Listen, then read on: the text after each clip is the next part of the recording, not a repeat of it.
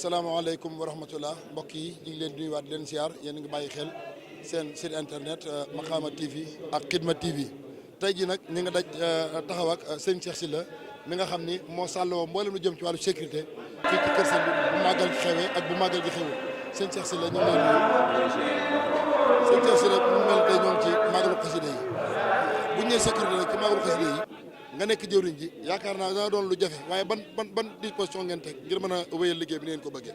waaw ñu ngi siyaar ñëpp di tuub di jégalu bu baax a baax di santaat Serigne Touba bu baax a baax ndax li nga xamante ni ñun moom mooy suñu waar ci bis bi moom mooy wàllum kaaraange maanaam aar nit ñi aar seeni bien loolu ñi ngi koy ànd ak suñu mbokki gendarme yi ak sécurité civile bi ba tax na lépp li nga xamante ni ñu ngi koy jéem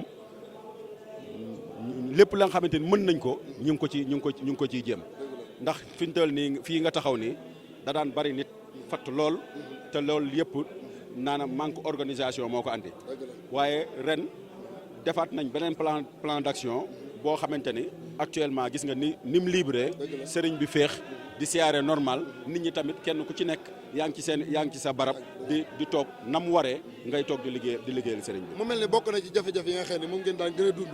waaw muy jamono cérémonie officielle bi. loolu ban taxawaay ngeen fas yéene ren ji. waaw ngir ngeen ko réussir yoon daaw. ngeen mën a am nu gën a mucc ayib. waaw loolu barab bi nga xamante ne fa la ñuy defee cérémonie officielle bi sëñ Laat Abi moom moo engagé wu woon loolu.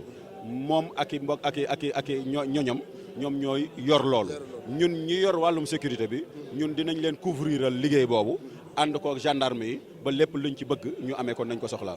yore sécurité fi sëñ bi nekk. bu dee màggalu xasida yi ak bu dul màggalu xasida yi. lan mooy seen différence. daanaka bu dee màggalu xasida yi li tax muy gën a metti ndax sëriñ bi dafa bëri yërmande ci jaam ñi. te xam na xel ni tamit am na yenn yoo xamante ne ñi ngi ko koy defal.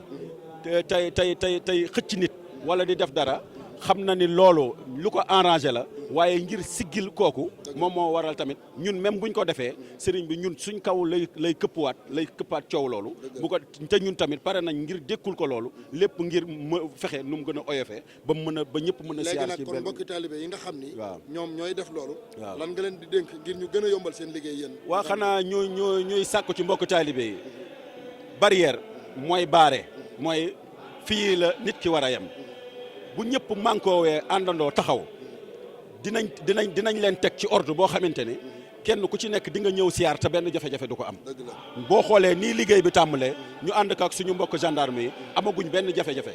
li ñuy am ay jafe-jafe moom mooy ñi nga xamante ni dañuy bëtt organisation bi di dugal ñeneen boobu problème dong la ñuy am yenn saay te fi mu toll nii suñu borom dimbali nañu si ba loolu sax taxagul mu bari. xam naa kon laaj bu mujj bi mooy. ni nga ko waxee gendarmerie yi ñëw nañ. waaw policiers yi. waaw gendarmerie zone gendarmerie la.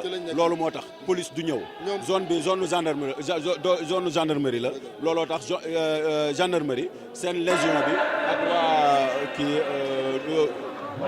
Touba Belel commandant bi wax dëgg yàlla lu mat 2 semaines mi ngi ñëw di saytu liggéey bi ñuy xool plan d'action bi nan la ñuy taxawee ba lépp ñoom tamit yolomal nañ ñu ko ànd nañ ko ak ci lépp ni ñu ko bëggee rek ñoom dañu naan ni ngeen ko bëggee rek noonu lañ koy amalee. mu mel ni kon fu gendarme war a ne. waaw gendarme dafay ne ak seen ay éléments.